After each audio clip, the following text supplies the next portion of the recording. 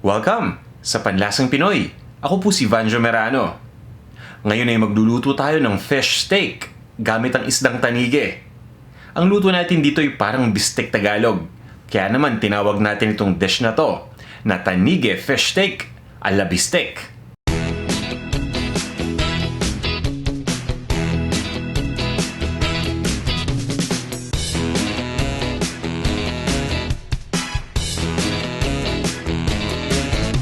Ito yung ingredients na gagamitin natin para sa recipe na to.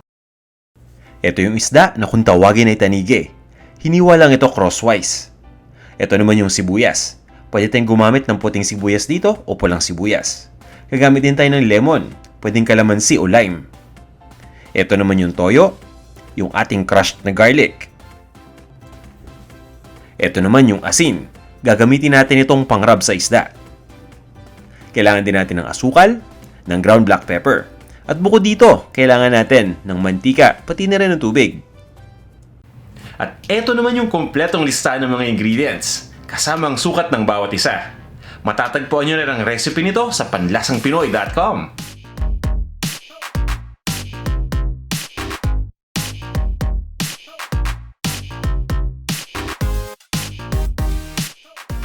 Kung handa na kayo, tara, mag-umpisa na tayo! Bago natin lutuin yung isda, kailangan lang natin itong asinan. Magbubudbud lang tayo ng asin dito sa isda. Ang gamit ko dito ay coarse sea salt. Pwede kayong gumamit dito ng rock salt. Kahit iodized salt, pwede rin natin gamitin dito. Irarab lang natin ito at sisiguraduhin natin ang magkabilang bahagi ng isda ang nilagyan natin ng asin.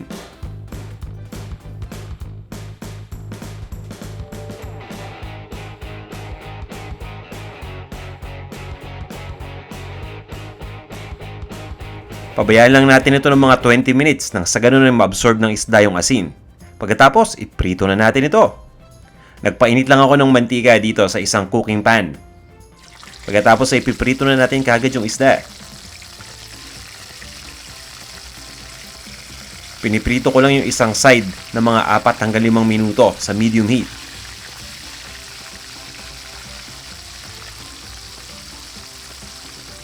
Gumagamit din ako dito ng splatter screen para nang sa ganun hindi tayo matalsikan ng mantika.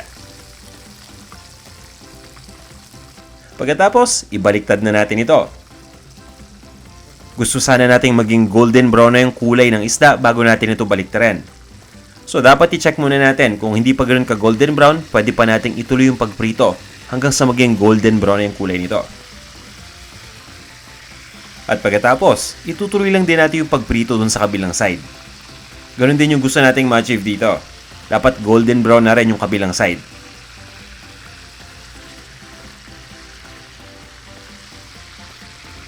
Ilalagay lang natin yung ating takip o yung splatter screen. Ang kagandahan dito, kahit na may takip na, yung steam nag-evaporate pa rin kaya hindi naiipon. At kung tumalsik man yung mantika, nafe-filter pa rin dito sa screen. At malalaman natin na luto na tong isda o malapit ng maluto kapag unti-unti nang humihina yung tunog ng pagprito dito. So hindi na ganun kaingay. Ibig sabihin less na yung liquid nito dahil hindi na nagre-react mabuti sa mantika. Ilalagay lang natin ito sa isang plato. At pagkatapos ay lulutuin lang natin o ipiprito natin yung pangalawang batch nitong ating tanige. Importante na hindi natin sinisiksik itong ating lutuan nang sa ganun ay balanse yung pagkakaluto. Kaya niluto natin ito into batches.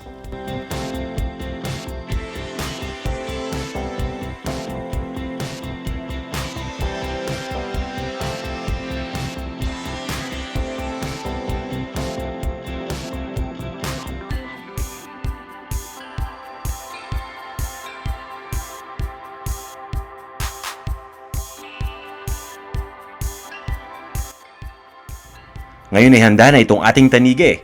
Pwede na natin itong lutuin ng a la bistek style. Magpapainit lang tayo ng cooking pot at pagkatapos ay lagyan lang natin ito ng mantika.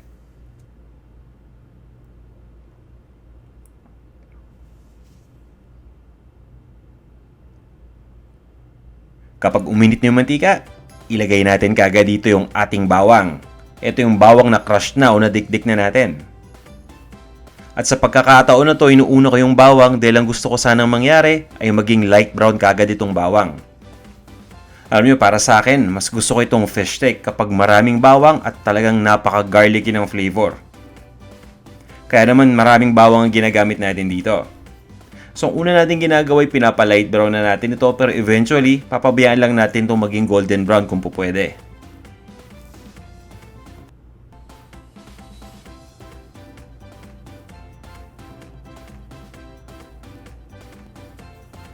Tamang-tama lang itong pagkakaluto natin sa bawang. Ngayon, ilagay na natin yung sibuyas.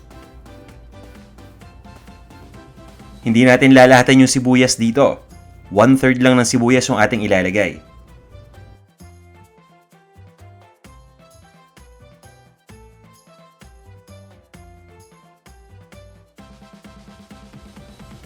Itong natirang sibuyas, maya-maya natin ito ilalagay. Towards the end ng ating proseso.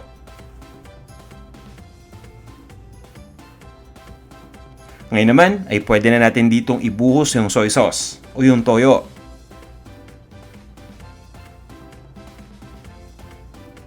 Ilagay lang natin yung soy sauce dito ng dahan-dahan. At pagkatapos ay maglagay na rin tayo dito ng lemon. Ang ginawa ko dun sa lemon, piniga ko lang dito sa maliit na bowl nang sa ganun ay madali nating matanggal yung mga buto nito. Imbis na pigain natin diretso dito sa lutuan. Bukod sa lemon, pwede tayong gumamit dito ng kalamansi at ng lime. At dahil gusto nating makuha yung lasa ng isda dito sa sauce, naglalagay ako dito ng tubig.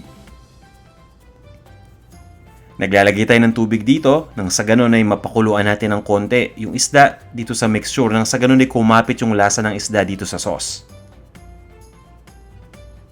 Pabayaan lang natin kumulo tong mixture na to. Pagkatapos ilalagay natin itong asukal.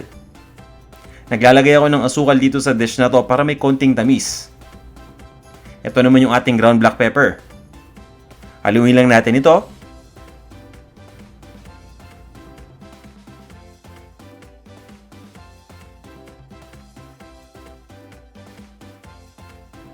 Sa puntong ito, pwede na nating ilagay yung ating naipritong tanige. O yung ating tanige steak. Yan, isa-isa lang nating ilalagay dito sa cooking pot.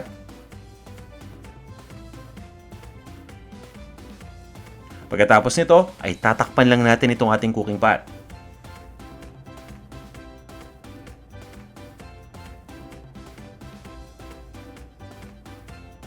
Ang ginagawa ko dito, niluluto ko lang sa medium heat ng 3 minuto yung isang side.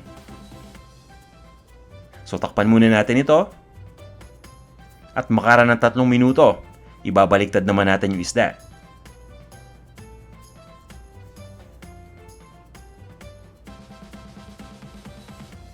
At sa puntong ito, malasa na yung sauce natin.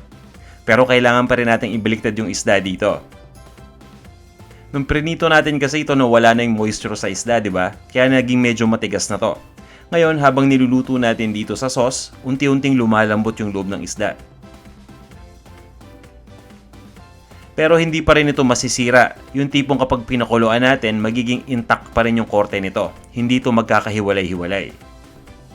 Ayan, pagkabaliktad natin ng isda, ang gagawin natin ngayon, ilalagay lang natin dito yung natira pang sibuyas. Pagkatapos ay tatakpan lang natin itong ating lutuan. Ituloy lang natin ang pagluto ng 3 minuto. Sa puntong ito, ready na tong ating dish. Ililipat lang natin ito sa isang serving plate. Pagkatapos, iserve na natin to.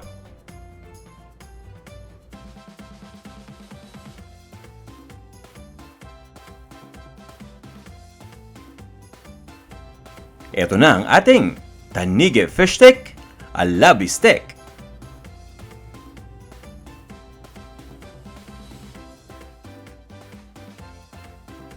Tara, tikman na natin itong ating tanige fish steak.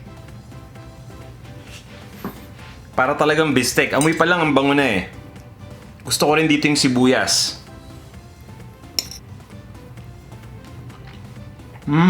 Wow. Wow.